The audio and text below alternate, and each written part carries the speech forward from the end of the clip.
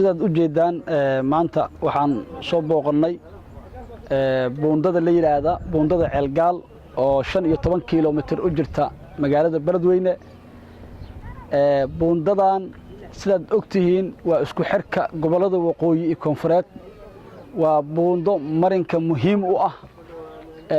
muxuu ahay hadii ay noqoto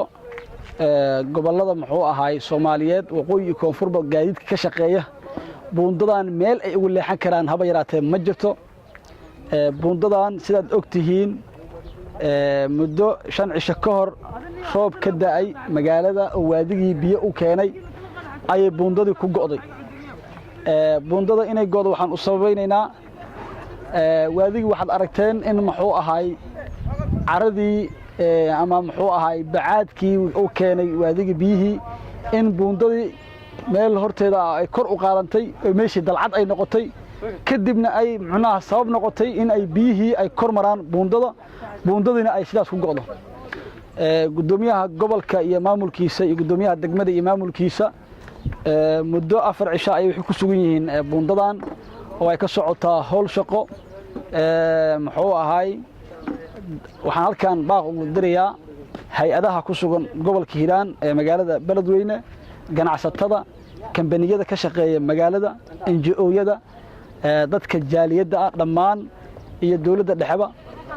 buundadan ma la dhihi karo maadaama ay ku taal Hiiraan laakiin buundar reer Hiiraan u qaas ma ahan buundadan waxay ka dhaxaysaa Soomaaliya oo dhan waayo gaariga Hargeysa ka yimaado oo u socdo Muqdisho waa inuu maraa buundadan meel kale u mari kara ma laha kan Muqdisho ka yimaado u socdo Gaalgacayne waa inuu maraa buundadan meel kale u maraayo ma jirto saas daraadeed waxa la rabaa gaadiidleyda aniga kala saari maayo Hiiraan iyo muxuu ahay iyo bari iyo muxuu ahay nugaal dhihi maayo gaadiidleyda marinka muxuu ahay buundadan inay ayagana iswarsadaan oo ay buundadaas gacan ka geystaan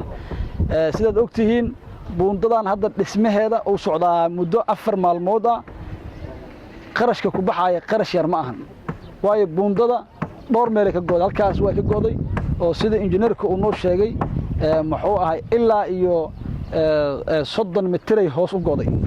xaggana sidoo kale waa go'day marka wadadana waa u jeedaan baawur korimaada meel uu ku baasamale wadadii oo dhan muxuu ahay biyo guuyeen anigoo marka soo gunaanudaya anigoo ka socda dawlad goboleedka Hirshabeelle xildhibaan golaha shacabka dawlad goboleedka Hirshabeelle ka tirsan kuna hadlaya magaca dawlad goboleedka madaxweynaha dawlad goboleedka muxuu ahay madaxweyne Waare iyo madaxweyne ku-xigeenka dhammaan gudoomiyaha baarlamaanka maadaama heer Hiiraan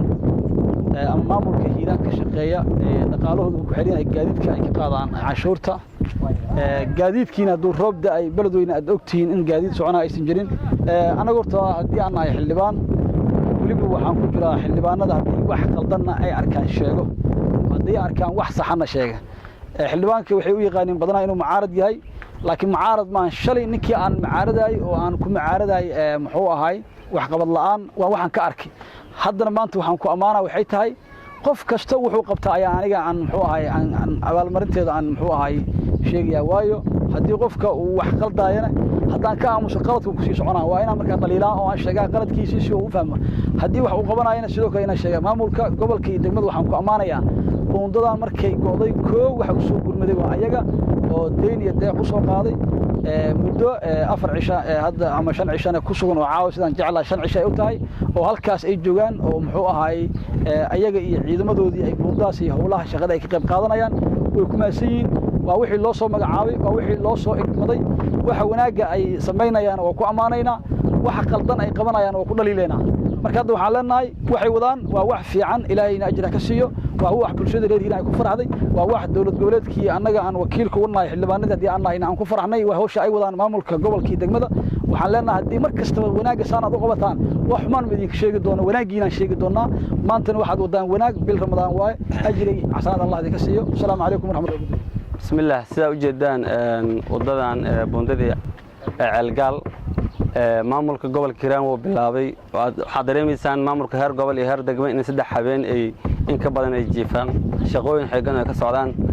laakiin waxa jooga ciidankii xoogga dalka Soomaaliyeed ayagan difaaci ku jiro oo shubka wax ka qaadaya dadkii shacabka ahaa ee degnaa halkan deegaankan sidoo kale waxa jooga guddiga gaadiidleyda laakiin waxa meeshan ka maqan doorkii shirkadaha ay ku lahaayeen iyo doorkii ganacsatada waxaan dareemaynaa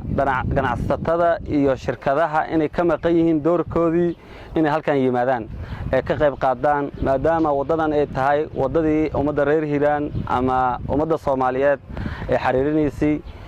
wada muhiim ay tahay buundo muhiim ay tahay buundadan dhowr maalmood way go'an tahay gaadiidkan ay u jeedaan dhowr maalmood oo meesha yaala wuxuu u socdaa waa shidaal shirkado magaalada jooga ay u socdaa shirkadahan lama haya kama qayb qaadanayaan in dhulkooda dhisaan dad horumarsan aragta waxa horumariya dadkooda iyo shirkadahooda waxaan ugu baaqaa waxa shirkadaha inay ka qayb qaataan inay dalkooda ay dhisaan inay ka qayb qaataan horumarka ka socda dalkan sidoo kale doorka ganacsatada ayagana waxaan kaga codsanaynaa si qiimo iyo sharaf leh inay halkan indhahooda waxa ka socda halkan ay arkaan habeenii maalin waxa u taagan dad si volunteer ah lacag laan ku shaqeynaya halkan shubku wax ka jibanaya baabuurtaas u jeedaan hadda dhaqaaqaya waxay wadaa dhagax ijaay shameeto waa lacag la'aan dad ayaa ku tabaruc halkan ay dhisaan dad ayaa gacantooda ka geystay inay ka qayb qaataan maadaama bil barakeysan ee Ramadaan lagu jiro qof kasto muslim ah ama ganacsato ah waxay haystaan oo Ilaahay u soo dhiibay inay kaga qayb qaataan wax ugu muhiimsan la sadaqaysta waxa ugu muhiimsan in dhul ama wada wax la geliyo sidoo kale ajirka uu leeyahay dhulka in wax la geliyo iyo masjidka waa ajir aan dhamaanayn oo ilaa yawm al-aakhira oo aad ka faa'iideyso amalkaaga marka waa inaad dhulkan iyo dadkan aad hormarisaan oo wax qabataan doorka dhalinyarada sidoo kale waa inay ka qayb qaadataan saxaafadda sidoo kale waa idinka mahad celinaa maamulka heer gobol iyo heer degmo u jeedaan iyo ciidamada ammaanku inay dhowr maalmood halkan ku sugan yihiin